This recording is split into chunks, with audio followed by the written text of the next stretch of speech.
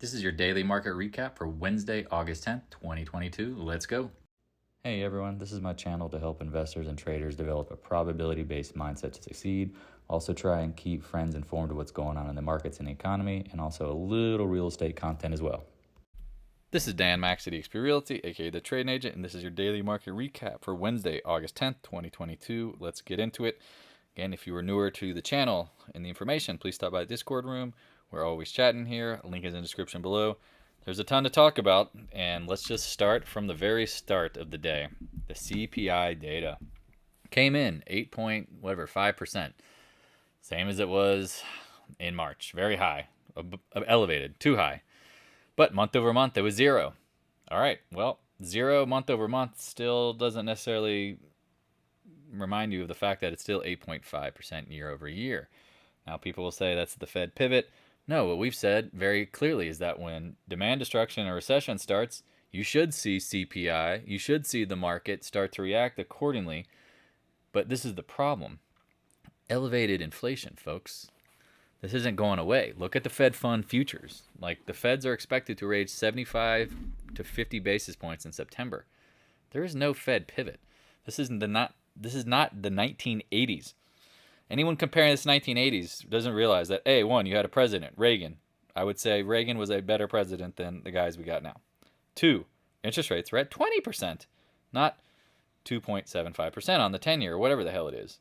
And three, you had gone through a massive inflationary bull and bear cycle of the 1970s, very choppy and sloppy.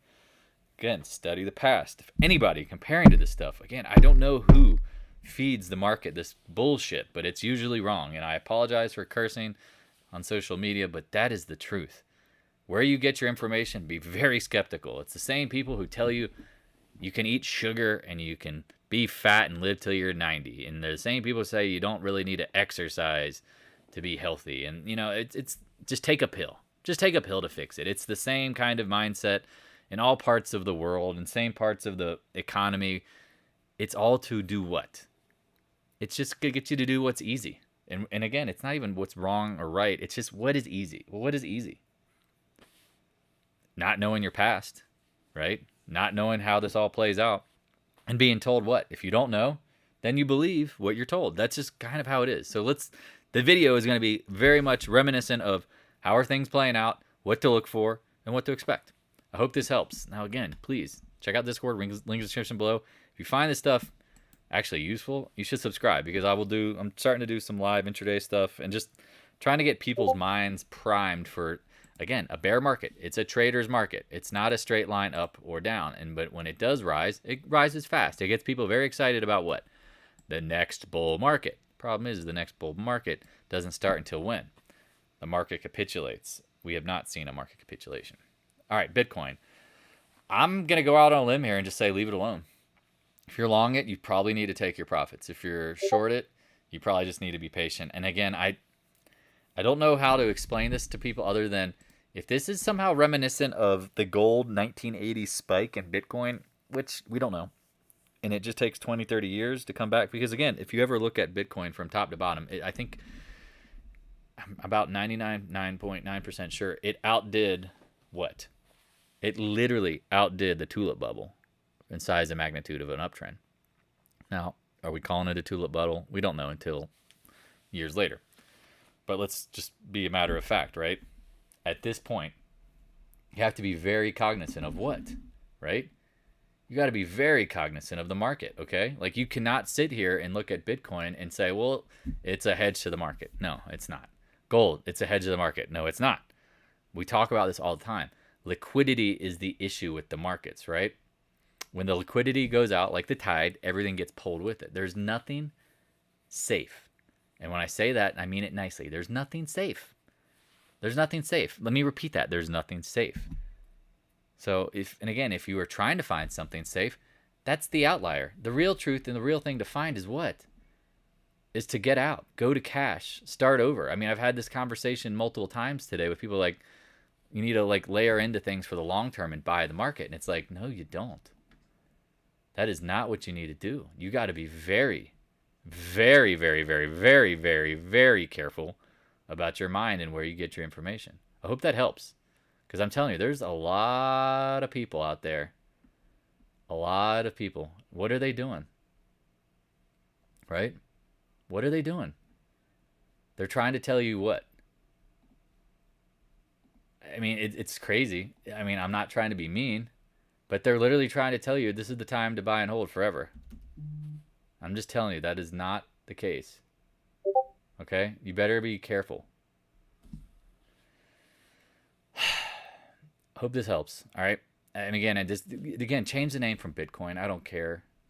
It's just the market overall, everything. Like, you got to be incredibly careful of what you listen to.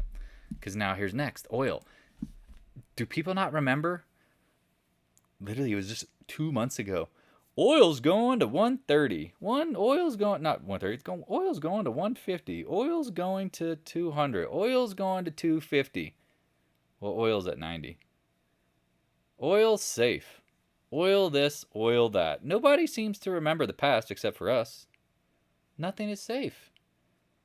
And again, I don't know how to like hammer through your mind that the people that are telling you, again, I don't know how to describe it. It's not like some sort of conspiracy thing. The stock market is a game meant to make money from people. It's a casino. It is literally a casino. Don't go in there. You don't go to the casino and go, oh, they're going to pay me money. No, they're trying to take your money. And again, the odds are always in their favor. And by the time the news starts pushing a narrative, the market makers, the big money, is using what? They're using you and I, the suckers who listen to this news and believe it as fact, to sell to. At the bottom, they're never telling you to buy. And at the highs, they're never telling you to sell. Do you see the problem here? Again, it's a casino. Oil. I think it's going to bounce at some point, but I think you can short it. I mean, going into the fall, we will see what happens. But again, I mean, if the market's really that strong, oil shouldn't be pulling back, right? Like if growth was really strong. No, demand destruction, recession. People are starting to lay off. Again, we've talked about this in the previous. Layoffs are just starting. The feds are in a weird position because you have 8.5% inflation rate and you have a low unemployment rate. What happens if inflation stays high and unemployment starts to rise? This is the same issue they ran into in the past, and they couldn't do anything. And then at the end, inflation got so bad they had to raise rates very quickly, and it just ended up stalling out the market before leading to a bull market. Again, where we're at, nowhere close to the bottom. Anyone who's telling you they're near the bottom, please tune them out. Learn who you can trust. Now, again, I can be wrong, but I'm trying to guide you based on the past. And that's where let's get into it. The TLT, what did we say earlier this week? We said what? It's a total crapshoot. We have no clue what the market's going to do and how it's going to respond to what? The CPI. Again, we knew the CPI month over month would be down. We knew inflation essentially month over month, against 30 days, is flat. Wow, gasoline prices are down 20 cents a gallon. Food prices seem to be up. Rents are still rising. I don't really see anything here where the feds go, all right, boys, girls, let's cut rates. Everything's good. Inflation is under control. No, it's not there. So while I sip on my coffee, at this point with the TLT, you got to use, I would say, the 116.30 as your reference. Break below here, make a lower low, because again, you could make a higher high later. You don't know, but if you make a lower low, game over. Game over. The dollar. Heard this narrative 1,000 times from folks today. Hey, the market's going to go higher because the dollar's going lower. Is that right? Look at the action today. Doji. Indecision. Open and close at the same price. All day, everybody's bearish the dollar. And what does it do? It closes near the high on above average volume. I'm telling you right now, that's my example. I'm going to say it over them. The market is misleading you. It is not leading you to profits if you're trading. And again, in a trader's market, you have to be very susceptible or suspect of what's going on. Well, what just happened here, right? You're told all day the dollar's bearish, right? Dollar's bearish, dollar's bearish, dollar's bearish. What happens? Close at the high. The VIX. Now this is time to buy the UVXY. I think this is by far the best opportunity because one of the things that I love to see at lows, big extremes, big up bars, come back. Now tomorrow might be another look below and fail, but here's a red bar before here's like a drop. I mean, again, put it all together. It's a big move, leads to up, right? You get the double top or the double bottom. Remember we talked about this range low. I mean, I said previously I thought 20 area would be the range lows. Well, guess what? I was wrong. We got into the 19s, even better. The bear market is not done. And again, if it goes higher and it comes back and chops, you're fighting the odds. If this happens to be the start of a bull market, I'll take my wounds. We'll stop out later this week and we'll just sit here and watch. But I guarantee if it does pull back, we'll analyze it and go. But to believe that the feds are pivoting, not happening. To believe the dollar is actually going lower, probably not happening. To look at the market from the point of the VIX and again, looking at the volatility, I showed this to people every video, but no one pays attention because I don't hear people talk about it. Before the crash in 2008, you had higher highs, higher lows. Again, whatever, high approximate highs. Here you go now. Higher lows, steepening higher highs, right? Or like ascending higher highs. Now, again, we had slightly lower, but whatever. You can still see that we're getting up into the 30s, but we are not coming back to anywhere near the 13 levels. We probably won't get even back to the 15 levels. Now, the market could dredge higher. We all know that. Hence why you got to be very careful if you're playing UVXY. The SPY closed at $419.99. What is this? The price is right. The price is right to actually make all those 420 calls go expire worthless. Decent volume today, not great. But what? What now? What now, Dan? You were wrong.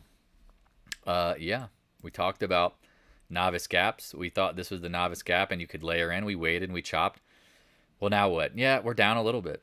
And remember, we're trying to get in near the tops. 416, 417. I mean, again, we'll look at the individual stocks. You'll see some of them we're up on, some of them we're down on. Definitely down for the day, though, overall. Because, again, it was everything reversed up. No one's crying about spilled milk. That shit happens. There's going to be many trades. Again, I don't know if people remember this. Like, we were bullish, and it came back down, and we were like, you got to start buying here anyway. The bottom's in. 3-gap trap. 1, 2, 3. Turn around. Gap up. Made a higher high off the lows, and then it made a lower high. No one could buy here. Well, this is essentially, I guess we're into this phase right here now. I was hoping to be more of a chop top, but now we have a little extreme higher high. Everyone's calling for 430. It's amazing how the price targets just happen to rise coincidentally with the higher the market goes to like get people to go, you got to go just a little higher. It's got to go a little higher. Don't take your profit now. The market's going to 430. It's going to the 200-day. Now, ultimately, if it does, we'll see. But, I mean, it's gone from 362 up to 420. It's a decent move, y'all. I'm just, again, bear market rallies, traders market. Literally talked about this being the double extreme, double bottom, rally up. We talked about ending on a novice gap. Thought it was this one. Maybe it's this one. Is this the end? We don't know. But the probability say the more you run up with these gaps and exhaustion. And again, we'll talk about like today's action. Same with the SPY. Look at these candles. Very small. Well, what does that tell you? Like I have to open this up to even see it. Tight action after the open. Tight action into the close. What are you trying to say, Dan? Whoa, look at that. That's an outlier. Tight action into the close. Tight action at the open. The biggest volume candle days, the biggest volume 10-minute candles were what? They were at the open and they were at the close, and they were indecision candles. Do you see how just only looking at one time frame can be very confusing?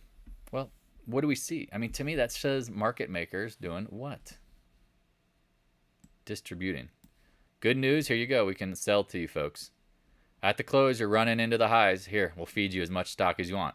And this is the thing about the market makers sometimes and how they distribute stock is if they can sell in the morning and it rallies back, then they'll just wait and see how high it can run. And that was the biggest problem today. I kept telling them, like, once I got after my AM shorts, really wasn't interested in adding to shorts into the close.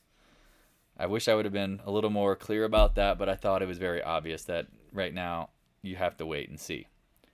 Maybe tomorrow turns into the day. Maybe it's Friday again. In August, we talked about Fridays and Mondays. Maybe Thursday is just a total, what day. Who cares? Nothing day. Now you look at the daily, you go back to it and you go, That is interesting, because if you zoomed, like if you actually like just hang out here, you go, that's a small candle. I know it has a big gap, a lot of emotion, but let's think about this now. Is this, oh my God, gap 1, gap 2, gap 3, 4 gaps. Interesting. It's a lot of gaps, folks. It's a lot of excitement. Is the bull market on? We don't know. I mean, technically, you can't argue yes or no. Hypothetically, it shouldn't be. Just be safe, all right? Here you go. We talked about ending on a big green. Thought it was this. Look at this. Another gap and another gap. Volumes don't matter at this point now, but again, you look at the intraday stuff. Zoom out and intraday. Coming back to old trend lines. And what? I mean, we're into this no man's land. That's where it's so hard. Once you got over this 194 area, I'm like, I don't know. Maybe that's the one that gets to the 200-day. Maybe that gets up to 0.382. I don't know. But I do say this a lot about the IWM. Goes out in a blaze of glory. Wee, wee, chop, chop, wee, gap, green, fail. Gap, chop, big green, fail. Seems to have a tendency to find big green candles to fail on. Now, again, pretend there's no gap here and it's just a green candle. Well, Dan, is this a professional or novice gap on all these? Again, at the highs and at the lows, gaps usually precede what? The flip in the direction. Now, this is what gets so hard is, does that have to be tomorrow? No, we talked about it. Like, it could be this gap and then chop. It could be this gap and then it's immediate. It could be this little gap and 2 days of chop. It could be a ascension of small gaps, but tight action. We don't know. All we can do is what? Set our stops, stick to our plan, and just be alert of what's going on. Now, sentiment. Think about it for a second. Sentiment. It's pretty damn bullish. I've seen bears turn to bulls and bulls just be like absolutely giddy. Just like the bears were absolutely confident. Remember in June, all these gaps, game over, and absolute giddy because it went slightly lower. Well, if the repeating pattern is to trap maybe then you need to get over this. You need to get over this high to get everybody excited. Just like you needed to go a little lower just to get everybody excited. How many days does it take to resolve? We don't know, folks. And again, if I had to guess, the earliest is probably Friday. That's why I didn't add anything. If you have longer dated stuff, chill out. Man, got into it with stock twits, bulls. And again, I love gold. You guys don't realize. I know I've been trading this stuff since the dinosaurs. Jesus was trading gold. Double bottom, double bottom, double bottom, double bottom. Gold does not just V bottom. And honestly, you could, but there's no volume. I don't know what to tell folks. Because here's a V when you got some like volume screaming up. This is just ascending on nothing. Now, we've said ultimately, well, Dan, what if you missed the big move? No way. Not possible. I know the monthly. Again, if you get over the 180s, if this is a bull market, shouldn't it be like this where it goes from, for example, say 40s up to $1.90 or $1.80? I don't mind being a little late just to be in gold purgatory. Because right now, the handle is the 0.382. That should be the max. Maybe it gets to the 50-month. Could it get a 50% retrace? That would be, man, that'd be really hard. But that's possible. You never know. The 0.382 is standard, but in a bear market, when the volatility spikes, this is the hardest thing about trading with higher volatility. If the VIX is at 90, gold could move $100 in an hour. Like, that's what volatility means. Movement. Doesn't necessarily mean down. It means movement. It could go down 100 and up 100 in hours. Now, will that probably happen anytime soon? But here you go, gold. I mean, we've tried to identify what we thought were the best range lows in this blue box. It's over the 50-day. Got to be bullish. Breaking the downtrend. Got to be bullish. Did it double bottom, though? No. And notice what's happening. Here's some range lows. The breakdown point. I mean, look at the breakdown. Look how tricky that was. It break down, green candle, closed the eye, and it was like, see you later, biatch. Yeah. Sorry, that's Super Troopers rookie. Look at biatch. Yeah. Anyway, now you're here. You're back up at the highs. I said this again. If the Fed is pivoting, and the Fed's going to lower interest rates, and the Fed's going to undo quantitative tightening, and the Feds are going to do quantitative easing, why is gold down $4 an ounce? You tell me. Oh, it's manipulated. No, because maybe smart money doesn't believe that for a second. And you folks who permanently push metals as some sort of permanent trade when it's not in a bull market, which is rather sad. Because when it is a bull market, I will be that person, but you guys are pushing it at the wrong time. Now what? It's probably going to come back down to lows. It's going to get liquidated. Nothing is safe in a bear market. Tide goes out, all boats sink. Same with silver. Here you go. Got back into a range. Doji. GDX. This thing was up today and then back down. Nice red candle. Who gives a crap? It's struggling here around the 27s. Keep in mind, like if miners proceed big moves in gold, are the miners showing you a big move? No. No, they're not. They're not showing you a big move. Like this is like, these should be like on fire, and the market should be, again, the market rising. Miners do best when the market's rising. Look what they're doing. Like nobody wants them. I don't want them if the market doesn't want them. Market makers don't. All right, GDXJ, here you go. Hit up here along 35. Talk about, sometimes it's just one test, chops.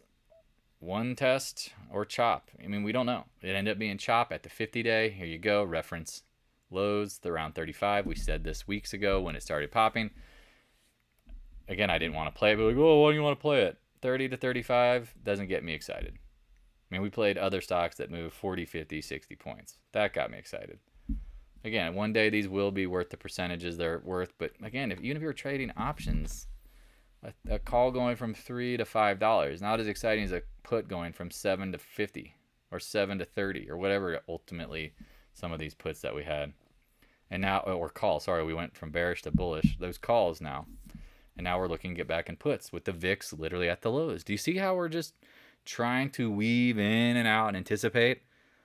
It's so hard when you just listen to the news. AG talked about the stock when it was down here. I was like, man, this is a choppy bottom. It should pop. Gosh, why can't I draw some days? I mean, should it get back to the 9 range? You would hope. If it doesn't, don't buy. I mean, again, these are stocks I wouldn't buy. AEM to me looks, now again, take note of this one.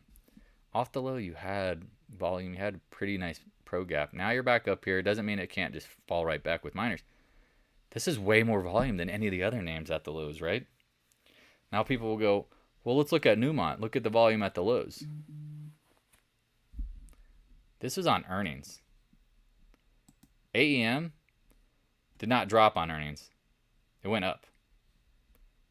Now, again, I can read financial statements and I can look at the earnings numbers and tell if it's good or not. But ultimately, there's a million other people out there with millions of dollars that are smarter than you and I. And guess what? If they buy it and they put big money on it, it's typically a little more insightful than my best guess. And at this point, nobody's buying Newmont.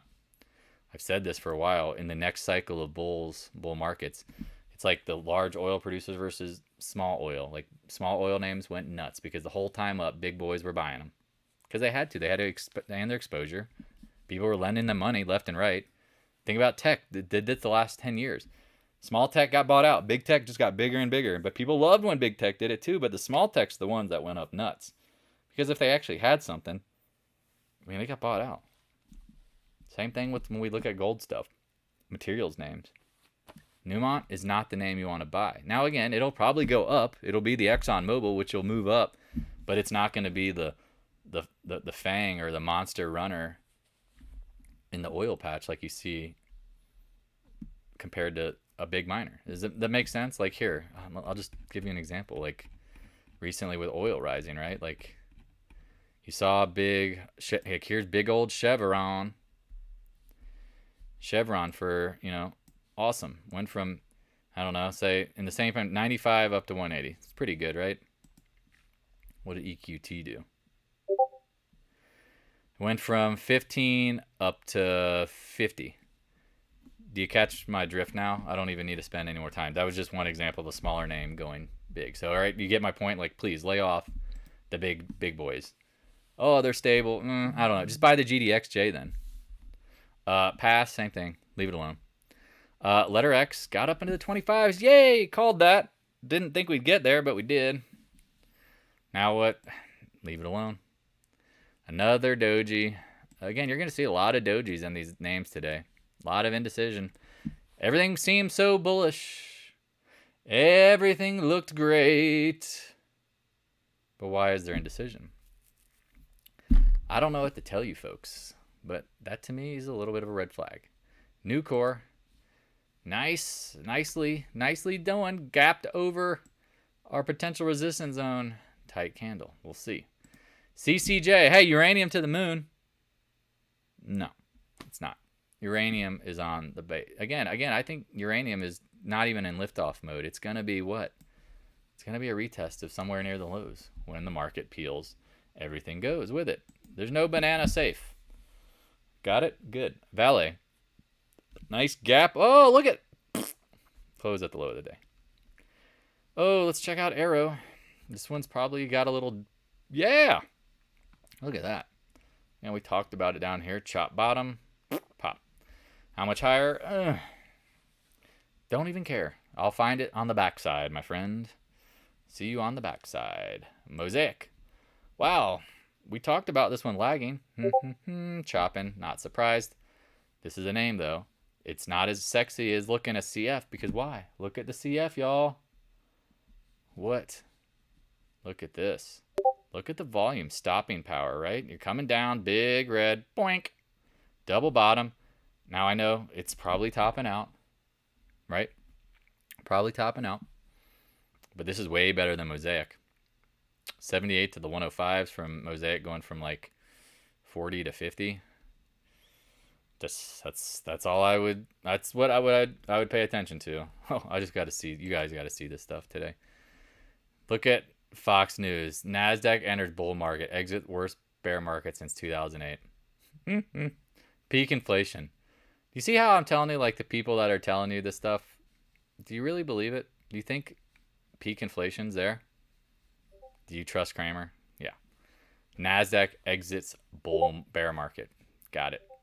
All right.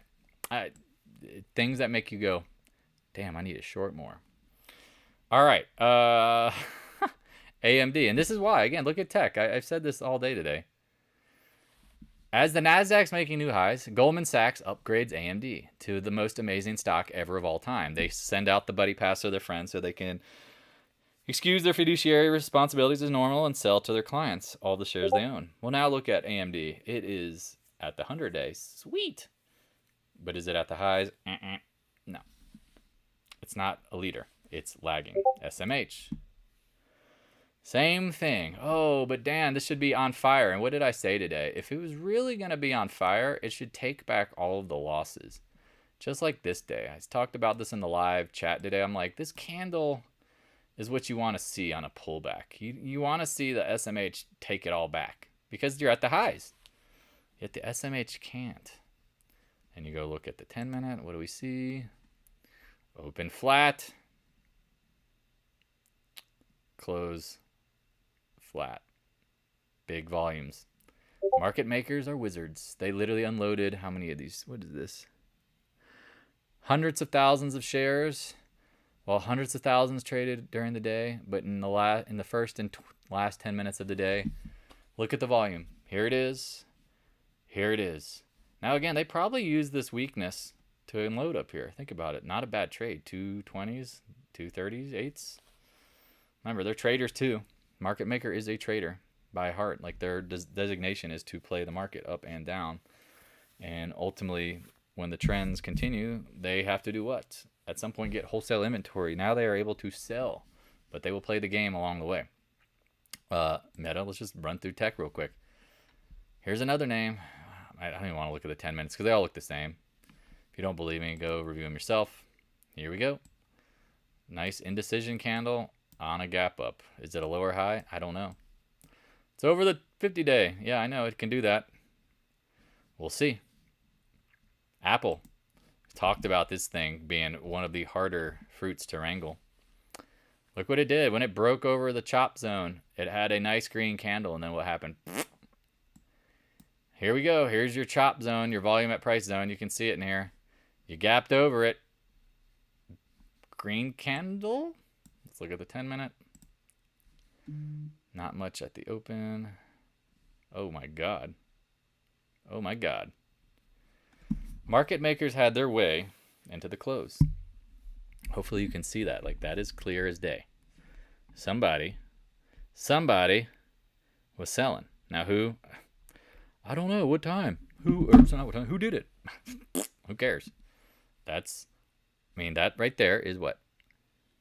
That is 8.3 million shares. I think all day. I mean, other than this candle, which was like the short squeeze, nothing happened. Not a lot of conviction out there, but guess what? The market makers found a way to push the market to the extreme, like at the lows, get everyone to puke. They'll come chasing in and they unload right into your face. They literally throw all the shares right at you when you buy them. I mean, you mean retail. Microsoft. Man, why am I 10 minutes? Same thing. I mean, all of these, they all look the same. Wow, someone unloaded how many shares? 4 million shares? Congratulations, market maker. You are the trader of the day. We are at the extreme of what I think you could get to 290. Maybe you could even get the 200-day. I don't know. Here we're at in the volume at price zone. How much higher? I don't know, but that's a silly little novice gap.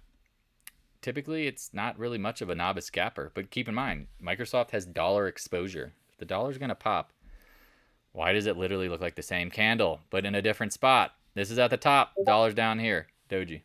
Got it? Get it? Good. I need to add. I really want to get rid of ARC. I told you folks last year that thing was a donkey. Donkey. NASDAQ or NDAQ. Dan, NDAQ. Blew over our resistance zone. Well, we're screwed. Maybe. But this is what I found rather interesting. When you go and look at let's see if I can do it here. Can I get the 120? Can I get a 120 twin? You zoom out. It did the same kind of thing where it had like this choppy, slightly gappy, toppy, sloppy, choppy. You had, again, it doesn't have the after hours, whatever. It made a slightly higher high and then failed. Now look at today's action for the most part. It's a hammer, y'all. It's a hammer. Now again, I'm not saying it's dead for sure, but 187s, 186.60. Again, when this thing rolls, keep in mind, this is the Coinbase of the NASDAQ, basically. NASDAQ, when tech dies, NASDAQ is not going to have very good business. Makes sense? That's how committed, not even say committed, how confident we are in the bear market in tech. Whew. Microsoft talked about it. NASDAQ, roadblocks. All right, here you go. Things that make you go, Talked about going to 50. You get to 50, right? And you backed off. Cool. It bought and closed at the highs. Decent volume. Let's go look at the 10-minute because I have a feeling, good God, yeah. I feel like you're going to see some stuff that, man, this is probably the market makers in action, right? Didn't really do much at the open, but they did at the close. Yeah, I mean, they probably absorbed all of the shares down here in the 41s, and then they unloaded to you. Jimmy, Bobby, Jerry, and Uncle Al Bundy at 48. Do you see the anomaly here?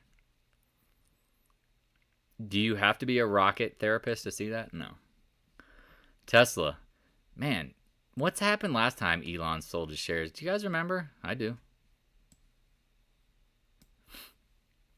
It was in here. Oh, not there. I'm like, what time frame? Sorry, it was here. And then you did a little bounce, and then you went lower. And then you retest. Again, that was a bull market, and then it got murdered. What about today's action, huh? Ooh. You're not even really getting much of a bounce. We talked about this 930s, 940 area. Talked about the 200-day. Red alert. Red alert. Red alert. Not much. Oh, God, they all look the same. They all look so scary. Tons of volume at the high. Now, again, if you believe Tesla is going to the moon forever, I want to tell you a story about a stock called Cisco and how it never came back from the abyss. No, I mean, no, this isn't the Brady Bunch. Like, literally, like, watch out. You are in the zone, the terror zone. And I'm just telling you right now, the future leaders of the next bull market are not the bull market leaders of today. How do you know that, Dan? Well, every cycle in history has repeated. There's a reason why the Dow 30 flips and turns over every 20 or 30 years. There's a reason why most of the ETFs dump their losers at some point. And they guess who becomes that loser? Well, it's going to be Tesla at some point unless they get bought out. And it's really that easy because, again, just like EXPI, you get massive bull runs. You get extremely great moves. Then you have to digest. EXPI, good luck. I love this working for you guys, but this stock, every time someone asks me about it, I'm like, just pretend it's an option and it could go to worthless. UTHR, so many questions. Why would you sell it? Well, double bottom. Here's your news. Here's your slightly higher high. Here's your head and shoulders top. Goodbye, bye. Bye. XBI. Well, Dan, remember XBI is fire. That's the market. Well, here you go. Here's a live example of indecision at the highs. Look at the volume. Here you pumped with volume, then you got super tight. Made a lower high. But look at the act. No, telling you, just warning you that if this is bearish, the market's bearish, this is done. Could it get into said this many times, could it get to 97, 100? It's always possible. But the thing I love about the XBI is every retail trader out there is bullish baby tech. That gets you excited if you know what you're doing. The USO, oil. Here we go, folks. Talked about it's probably bouncing, little double bottom. Where to short? I don't know. Mid, upper 70s. Maybe even 80s. Again, I'm not even playing with oil because, again, its weakness shows me all I need to know. UNG. Is this the Heaven Hers top with the V top? I don't know. Is this a cup and handle? I don't know. Natural gas is wild. We bought it here, closed it on that day, made a ton of money. Now we're back where? We're holding. Again, this is where it gets hard. I don't want to trade the hard stuff. I want to trade what looks easy. Natural gas is closer to the highs than any tech name is at all closer to the highs. So this is holding up better. It'll be probably a short in the 30s, but at this point I just can't bring myself to do it. XOP. Oh, once we got stopped out of the trade, leave it alone. Went way lower, actually. We got stopped out in the 130s and ended up going down to like 120s. Now it's bounced back. I don't know. What have we said about XOP? It is the king of choppy toppies, sloppies. Choppy, sloppy, toppy. Now you've got a choppy, sloppy head and shoulders top. I don't know where the right shoulder is. Maybe it is 137. But maybe it's the 140s. I don't know. ExxonMobil. Let's end it on this because there's a ton of people who are like, not a ton, sorry. There are people who keep saying, I'm going to average in for the long run. And I'm going to show you ExxonMobil's chart. And I'm going to tell you this is the anomaly. But even in bear markets, it dropped. Well, dollar cost average. Well, is Tesla ExxonMobil? Is Exxon or is Apple ExxonMobil? I don't know. But even along the way, you had significant drops. And at any point, okay, let's say you bought ExxonMobil in the 2000s.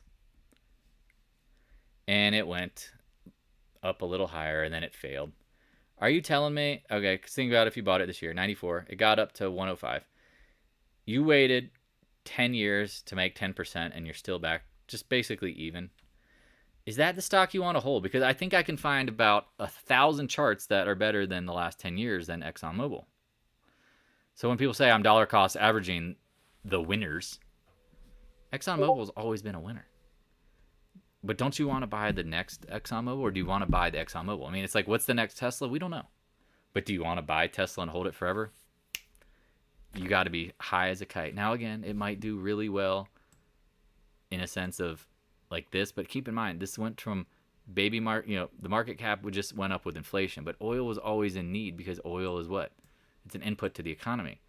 I don't know if people are going to need electric cars 5 years from now. I don't know if you're going to need what they're selling. We don't know that. Just like Apple, like somebody always comes out and takes away the lunch from the previous. Remember, like BlackBerry, Apple murdered them, right? Well, who's going to murder Apple? I don't know. Like, remember Yahoo? They were the king. Meta murdered Facebook. I mean, you just don't know. And so at that note, we'd let it be. Do you want to hold names an average dollar cost average? Because here's the key. Like, here is Cisco. I say it all the time, but you don't know when this bottle rocket. Remember, I'm like making fun of EXPI. Like, I hope it gets to the end. Every stock will do this at some point. Do you want a dollar cost average, or do you want to trade what's the right stuff in the market? Do you want to hold Cisco from 2003 to 2009, and it goes from $7 to a whopping $34? Woohoo! Or you trade materials names like, I don't know, U.S. Steel, maybe? Like, look at this monthly. $9 up to $199. Do you want to trade that? I mean, you tell me. I mean, I can't remember. Was RS around then? Yeah, I mean, you bought this at 8, got up to 80. That's pretty mediocre. Even BHP, again, here's a big dog. Look at this thing. $5 up to 87. Hopefully, again, don't make me pull up I mean, this was the king of the oil patch at one point, and this is what can be very scary if a company gets a lot of debt. Went from 18 up to $1.64, and it's gone, and it's never coming back. You just don't know that. So, dollar cost averaging into a bear market, good or bad idea? Clearly, it's a bad idea. Hopefully, you get that.